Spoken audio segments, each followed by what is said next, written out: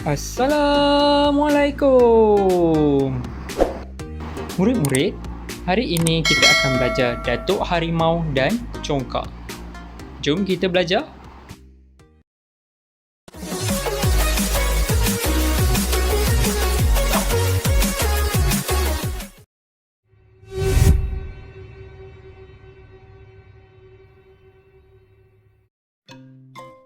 Pengenalan permainan Datuk Harimau. Permainan Datuk Harimau dimainkan sejak dari zaman selepas kemerdekaan lagi. Permainan ini dapat mengisi masa lapang di samping dapat menjaga kesihatan para pemain. Permainan Datuk Harimau dapat menerapkan konsep masa pada diri murid-murid. Melalui lagu yang dinyanyikan semasa bermain, murid-murid dapat belajar mengira langkah berdasarkan arahan Datuk Harimau. Di samping itu, amalan mendengar arahan dengan baik dapat diterapkan dalam diri murid-murid. Cara bermain Datuk Harimau. Yang pertama, anda perlu sediakan kawasan bermain seperti ini. Kedua, anda perlu melantik seseorang untuk menjadi Datuk Harimau. Yang lain akan berdiri di garisan B. Datuk Harimau akan menghadap ke depan dan tidak boleh melihat para pemain. Permainan dimulakan dengan nyanyian pemain-pemain. Pukul berapa Datuk Harimau? Pukul 3. Jadi, pemain-pemain kena mara 3 langkah ke hadapan. Pukul berapa Datuk Harimau? Pukul 5.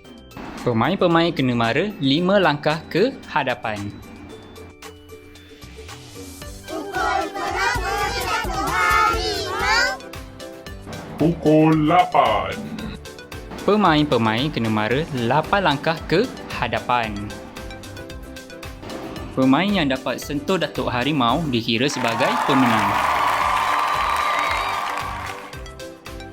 Sekiranya Datuk Harimau sebut Pukul 12. bermaksud waktu makan Datuk Harimau, pemain perlu melarikan diri ke arah zon B untuk selamatkan diri daripada disentuh oleh Datuk Harimau. Sekiranya Datuk Harimau dapat menyentuh mana-mana pemain, pemain tersebut perlu menjadi Datuk Harimau pula. Yeay. Pengenalan Congkak.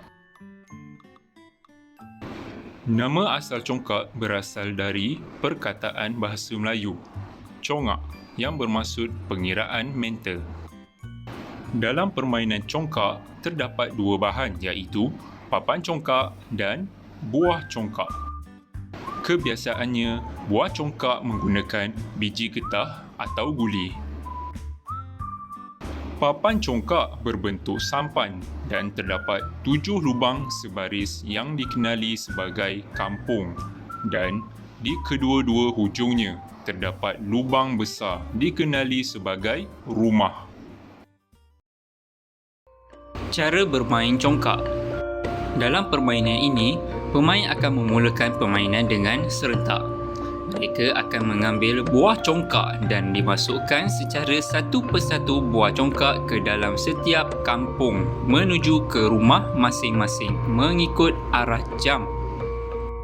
Sehingga salah seorang berhenti di lubang yang kosong dan dianggap mati. Rumah kepunyaan sendiri terletak di lubang hujung kiri pemain. Pemain yang seorang lagi akan terus berjalan sehingga dia berhenti di lubang yang kosong. Selepas itu, setiap pemain akan bergilir bermain sehingga buahnya mati.